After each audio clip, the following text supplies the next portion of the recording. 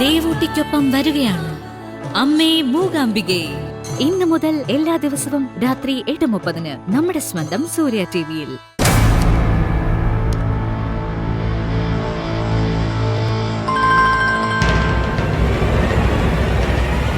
കുഞ്ഞളിയ പറഞ്ഞോ. അളിയ, ഞാൻ വരാനേ കുറച്ചൊന്ന് വൈകും. എന്തു പറ്റി? ഞാനിപ്പോ പോലീസ് സ്റ്റേഷനിലാ. സ്റ്റേഷനിലോ? പോലീസിന് എന്തൊക്കെയോ ചോദിച്ചറിയാനുണ്ടത്രേ. ഏത് കേസില്? ഇപ്പോ ഏത് കേസാ ഉള്ളത്? റൂബി കേസ് തന്നെ. അളിയൻ പേടിക്കൊന്നും വേണ്ട. ചോദ്യം ചെയ്യൽ കഴിഞ്ഞാൽ ഞാൻ അങ്ങോട്ട് വരാം. അല്ല, കുഞ്ഞളിയന് സഹായം വല്ലതും വേണോ? ഏയ്, ഒന്നും വേണ്ട. പിന്നെ തൽക്കാലം അച്ഛനോടൊന്നും പറയാൻ നിൽക്കണ്ട. അച്ഛൻ വെറുതെ വിഷമിക്കും. അളിയ, വേറെ കുഴപ്പമൊന്നുമില്ലല്ലോ? എന്ത് കുഴപ്പം? അതിന് നമ്മൾ തെറ്റുകാരനല്ലല്ലോ. തെറ്റ് ചെയ്തവരെ മാത്രമല്ലല്ലോ പോലീസ് കൊടുക്കുന്നത്. അതാ എന്റെ പേടി. അളിയൻ സമാധാനമായിട്ടിരിക്കേ, ഞാൻ വന്നോളാം. എനിക്കൊരു കുഴപ്പവും വരില്ല. ശരി.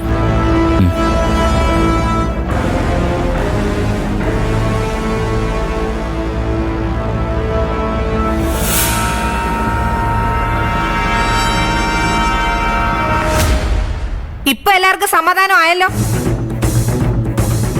അവളെ അങ്ങോട്ട് വിടണ്ടെന്ന് ഞാൻ എത്ര പ്രാവശ്യം പറഞ്ഞത് ആരും കേട്ടില്ലല്ലോ. അവള് വൃത്തികെട്ടവളാണെന്ന് എനിക്കറിയാവുന്നത് പോലെ നിങ്ങൾക്കാർക്കും അറിയത്തില്ല. കൂടെ നിന്ന എന്റെ നെഞ്ചത്ത് ചവിട്ടിയോളാ അവള്.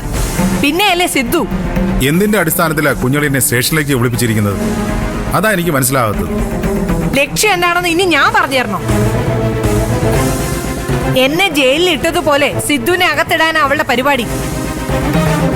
അതൊരിക്കലും സംഭവിക്കില്ല. എങ്ങനെങ്കിലും ഈ ആപത്തിൽ നിന്ന് സിദ്ധുവിനെ രക്ഷിക്കണം. അമൃതൻ അവിടം വരെ ഒന്ന് പോകുന്നത് നന്നായിരിക്കും. നമ്മൾ അന്വേഷിച്ചില്ലെന്ന് വേണ്ട. ഞാൻ പോവച്ചാ, അതിനിപ്പെന്തോ? ഞാനും കൂടെ വരാം. അതിന്റെ ആവശ്യമില്ല, ഞാൻ മതി. വക്കീലിനോ മറ്റോ ആവശ്യം വന്ന് എന്ത് ചെയ്യും? അതിന് കുഞ്ഞളിയിൽ എന്ത് തെറ്റ് ചെയ്തു? ഇതൊരു മാമൂലിന് വേണ്ടി വിളിപ്പിച്ചതായിരിക്കും. അല്ലാതെ ഇതിലെന്തെങ്കിലും അപകടം ഒളിച്ചിരിപ്പുണ്ടെന്ന് ഞാൻ കരുതുന്നില്ല. പോലീസാ, അവരെന്തും ചെയ്യും. പോരാത്തതിന് അവളും കൂടെയുണ്ട്.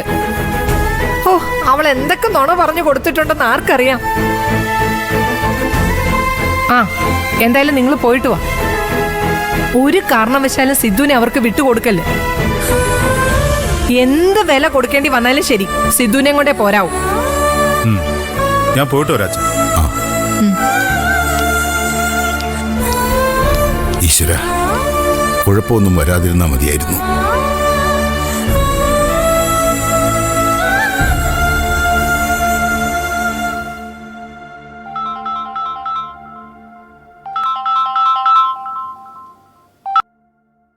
ഹലോ, ഇത് പോലീസ് സ്റ്റേഷനിൽ നിന്നോ? ശരത്തല്ലേ? അതെ സാർ. നീ ഇവിടെ വരെ ഒന്ന് വരേണ്ടി വരും.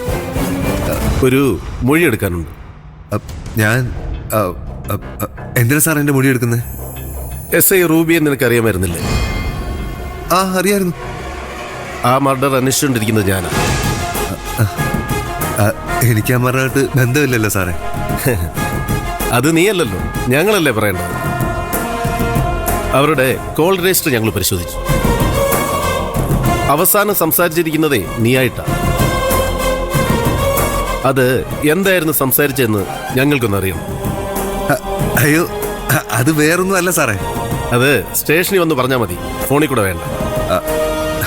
സ്റ്റേഷനിൽ വരിക എന്നൊക്കെ പറഞ്ഞാ അതൊന്ന് ഒഴിവാക്കി തരാൻ പറ്റുമോ സാറേ? ഒഴിവാക്കി തരാമല്ലോ. നീ എവിടെ താമസിക്കുന്നത്? ആ മനോഹരന്റെ വീട്ടിലല്ലേ? അതെ. ഞങ്ങളെല്ലാരും കൂടി അങ്ങോട്ട് വരാം, വണ്ടിയൊക്കെ ആയിട്ട്. എന്നിട്ട് അവിടെ വെച്ച് മൊഴിയെടുക്കും. എന്താ? അയ്യോ, അത് വേണ്ട സാർ. ഞാൻ സ്റ്റേഷനിലേക്ക് തന്നെ വരാം. അങ്ങനെ വഴിക്ക് വാ. എടാ, ഈ പോലീസ് സ്റ്റേഷൻ എന്നൊക്കെ പറയുന്നത് അത്ര മോശപ്പെട്ട സ്ഥലമൊന്നുമല്ല. ഇങ്ങനെ ഒരു സ്ഥാപനം ഉള്ളത് കൊണ്ടാ നാട്ടുകാരൊക്കെ സ്വസ്ഥമായി കഴിയുന്നത്. അത് മറക്കണ്ട. നീ വേഗം വരാൻ നോക്ക്. ശരി സാർ.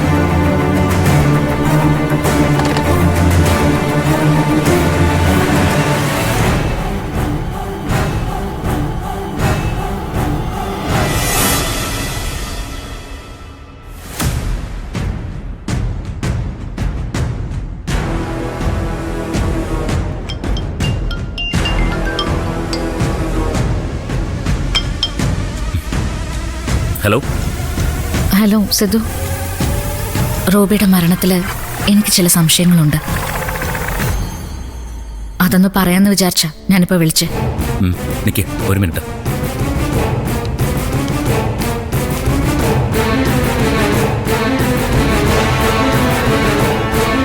പറഞ്ഞു. ആരെയാ സംശയിക്കുന്നത്?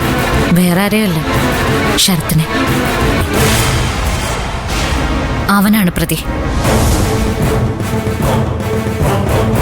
ഞാൻ ഒരാൾക്കൊരു പണി കൊടുക്കാൻ വേണ്ടി പോയി.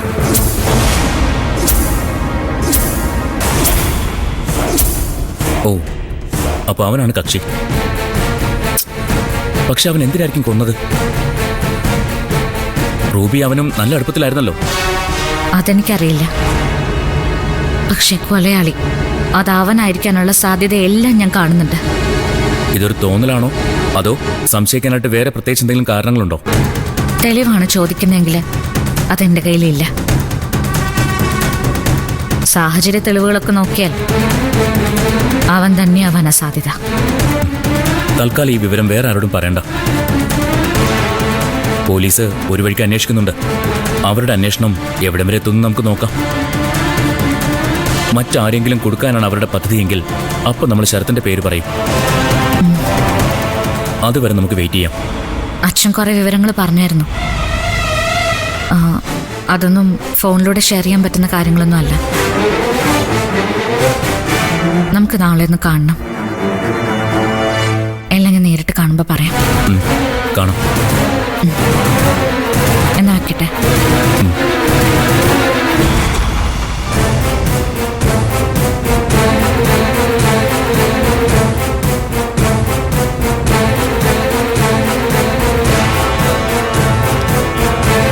ഇപ്പോഴും അവളുമായിട്ടുള്ള ബന്ധം വിടാൻ തയ്യാറല്ല നിങ്ങൾ? ഇല്ല, തയ്യാറല്ല. അപ്പൊ എന്റെ റോൾ എന്താ നിങ്ങളുടെ ജീവിതത്തില്? എന്റെ ജീവിതം തകർക്കാൻ വന്ന ഒരു ശല്യക്കാരി. അതിനപ്പുറത്തേക്ക് ഒരു പ്രസക്തിയും നിനക്കില്ല. ജോയിന്റ് പെറ്റീഷനിൽ ഒപ്പിടാൻ നീ തയ്യാറായാൽ ആ നിമിഷം നമുക്കെല്ലാം അവസാനിപ്പിക്കാം, മാന്യമായിട്ട്. ഒരു ജെന്റിൽമാൻ ഡീല്. അതാണ് ഞാൻ ഉദ്ദേശിക്കുന്നത്. ഞാൻ തയ്യാറല്ല. അവസാനം നിനക്ക് എന്റെ വഴിക്ക് തന്നെ വരേണ്ടി വരും. കാരണം എന്തെന്നറിയോ? എന്നെയും ദേവികയും ചേർത്തത് ദൈവമാണ്. അത് പിരിക്കാൻ നിനക്കെന്നല്ല ആർക്കും പറ്റില്ല. അത് മനസ്സിലാവണമെങ്കിൽ ദേ ഇവിടെ ഹൃദയം എന്ന് പറയുന്നൊരു സാധനം ഉണ്ടാവണം.